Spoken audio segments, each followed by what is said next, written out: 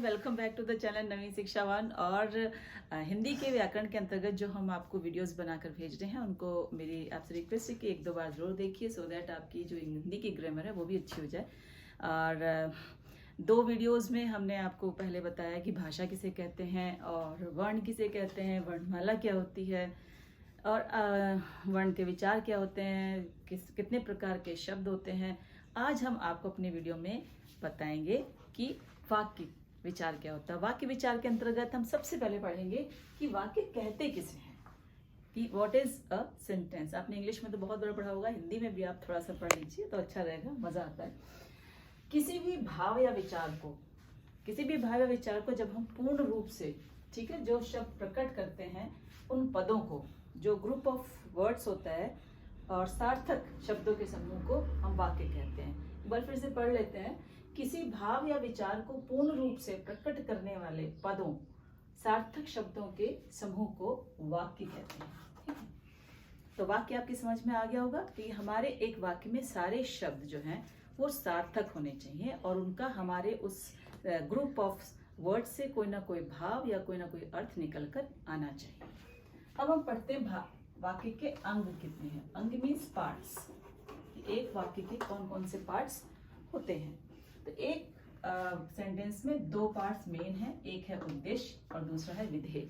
जो आपको बहुत आराम से पता है कि जिस चीज के बारे में हम जो भी अपना भाव प्रकट करेंगे या अपना विचार देंगे या जो मेन चीज होती है वो उसको हम कहते हैं सब्जेक्ट, जिसके बारे में हम उस वाक्य में कुछ कहते हैं।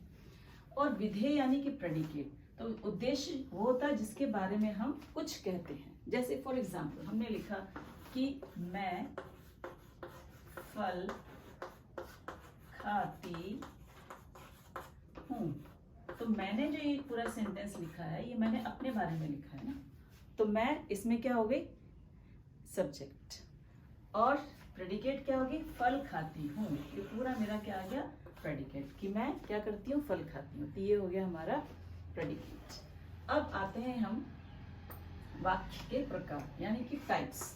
एक वाक्य के कितने टाइप्स हो सकते हैं। तो इंग्लिश में तो आपने 5 टाइप्स के सेंटेंसेस पढ़े हैं, इसका मैंने वीडियो आपको बना के भेजा हुआ है इंग्लिश में भी कि टाइप्स ऑफ सेंटेंसेस कितने प्रकार के होते हैं। बट हिंदी में जो है हम ओनली 3 टाइप्स के सेंटेंसेस को पढ़ते हैं। एक होता है सरल वाक्य, एक होता है हमारा संयुक्त वाक्य और एक होता है मिश्र वाक्य।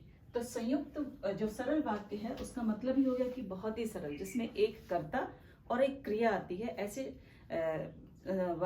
ऐसे सेंटेंस को, ऐसे वाक्य को हम सरल वाक्य कहते हैं। जैसे कि एग्जाम्पल है कि राधा कक्षा 2 में पढ़ती है, या मैं स्कूल जा रहा हूँ, या आपने क्या खाया। तो ऐसे जो सेंटेंसेस होते हैं उनको हम सरल वाक्य में रखते हैं, उसमें एक ही कर्ता है और एक ही क्रिया है। दूसरा हमारा होता है संयुक्त वाक्य। संयुक्त मीन्स होता है कंपाउंड, यानी कि इसमें दो चीजें जो है हमारी जुड़ी होंगी। जैसे कि एक से अधिक सरल वाक्य जो आपस में जुड़े होते हैं और एक बड़ा सेंटेंस बनाते हैं पूरा कंप्लीट, तो उसको हम कहते हैं, ऐसे वाक्यों को कहा जाता है कि वो वाक्य हुए हमारे संयुक्त वाक्य। तो इसमें इन दोनों वाक्यों को जोड़ने के लिए हम समुच्चय बोधक शब्दों का इस्तेमाल करते हैं, जिसको समुच्चय बोधक अव्यय भी कहा जाता है। जैसे ये एक मैंने एग्जाम्पल लिया आपके लिए कि वह आया और चला गया। तो जो और है ये समुच्चय बोधक अव्यय है, जो एक सरल वाक्य और दूसरे सरल वाक्य को आपस में जोड़ रहा है। तो ऐसे शब्दों को, ऐसे ग्रुप ऑफ वर्ड्स को, सेंटेंसेस को हम क्या कहते हैं, संयुक्त वाक्य। अब आते हैं हम तीसरे वाक्य की तरफ, जिसे हम कहा गया मिश्र वाक्य। ठीक है, मिश्र वाक्य क्या होते हैं, जो मिक्स्ड होते हैं, जिसमें एक प्रधान उपवाक्य होता है, प्रधान मतलब मेन, और एक और शेष जो है उस पर आश्रित होते हैं, मतलब डिपेंड करता है। उन सबका जो मीनिंग है इस मेन वाक्य पर डिपेंड करता है। तो ऐसे वाक्यों को हम कहते हैं मिश्रित वाक्य। जैसे एक एग्जांपल हमने लिया कि मैं आता या मैं आती पर मुझे स्कूल जाना पड़ा। ठीक है, तो मैं आती और मुझे स्कूल जाना पड़ा, तो इसमें जो है एक प्रधान वाक्य हो गया कि मैं आता, लेकिन क्यों नहीं आए उसका एक कारण हो गया। तो ये इस पर डिपेंड करे, किस पर, ये आश्रित हो गया कि मुझे स्कूल जाना पड़ा। ठीक है, इस प्रकार हमने आज सीखा कि वाक्य किसे कहते हैं, वाक्य के कितने पार्ट्स होते हैं और वाक्य के कितने टाइप्स होते हैं। तो इसको आप रिवाइज करिएगा, ऐसे और वाक्य देखिएगा। और आपको अगर बहुत कोई कहीं प्रॉब्लम आती है तो आप मेरे कमेंट बॉक्स में जाकर के मुझसे पूछ सकते हैं, अपनी क्वेरी लिख सकते हैं, जिसको मैं आपके नेक्स्ट वीडियो में आपको रेक्टिफाई करने की, उसको दूर करने की कोशिश करूंगी। और अगर आपको मेरा वीडियो अच्छा लगता हो तो लाइक, शेयर एंड सब्सक्राइब तो बनता ही है। Bye bye. It's caught in the crossfire.